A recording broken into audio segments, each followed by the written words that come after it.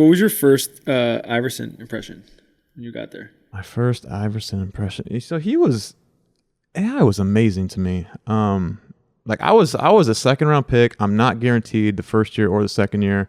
And like what you need more than anything is just some confidence. Like just to believe that you belong on this court. And so we had no one else on the team who could shoot at all. And like for AI, like if you can't shoot, like why would I pass it to you? I'll just shoot it, right? So he was like, arm around me every day, like shoot the ball, shooter, shoot the ball, just like breathing confidence into me. Like he was, I mean, he's legend, right? Like he is. I mean, there's like, he's on another, in another stratosphere of just like his legendary, iconic career and personality and image, and just to have that person with me, encouraged me. He was amazing for me. He was one of my favorite teammates. You guys did training camp at Duke. Yeah. Were you on that team? Yeah.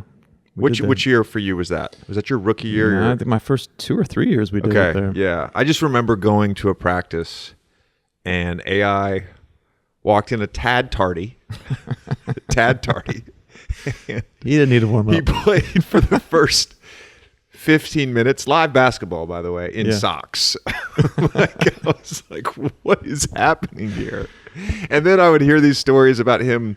They would do like a mile run, and he would win the mile running the last lap backwards. Yeah. He was just like a freak of nature. He was the most talented individual. He could do anything, like whether it was sports, basketball, obviously. Watch him throw a football. I mean, throw a laser, right? Sing, draw.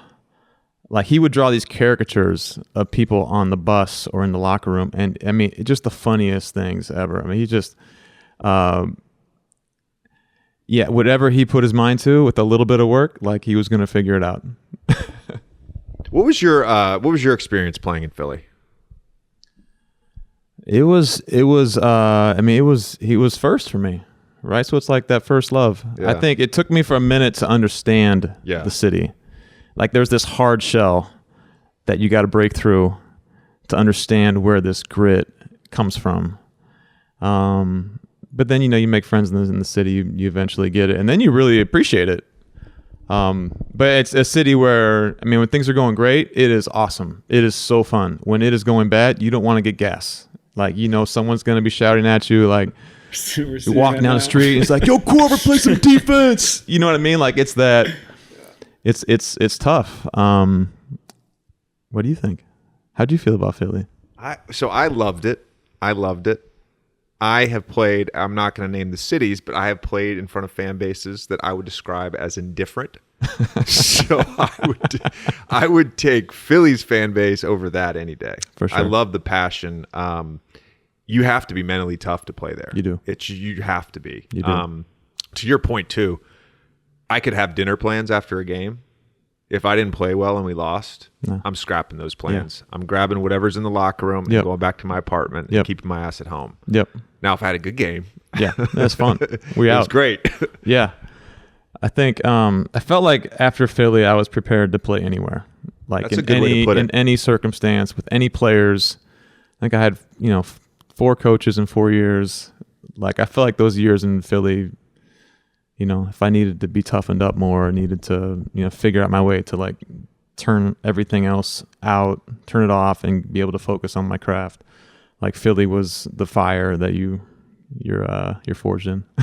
when do you feel like you figured out how to sort of fit into the NBA game, like movement wise and everything like that, in terms of getting the shots that you needed to sort of be successful? Well, my second year, Jim O'Brien was the head coach in Philly, and it was like this. When I first got into the NBA, it's like we got to figure out how to get you an easy one first. Like we got to get you a mid-range shot, maybe get you the free throw line. There was no.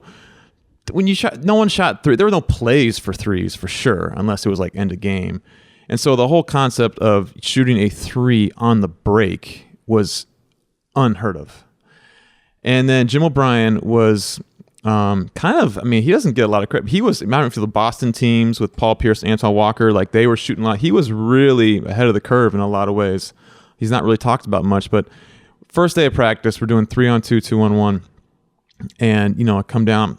Again, I'm not guaranteed this year. It's my second year. I played a little bit at the end of my rookie year, not a ton. Come into a 3-on-2, 2-on-1. AI passes it to me. I kind of stop at the elbow area, shoot it, make it. I'm like, yeah, I made it. Jim O'Brien just like, no, runs out onto the court. It's like, you see this line? When you see this line, you stop. And when you catch it, you shoot it. And I was like, really? I can do that? And that, like, you know, for me, like in the NBA, you got to make a name for yourself at some point. You got to have a coach that believes in you. You got to get some playing time. You got to get a superstar that likes you. You got to like somehow create your name or to create, you know, what you're going to bring to a team. And that was it, right? I mean, he was flipping passes around behind the back to me on the break, like always looking for me in transition.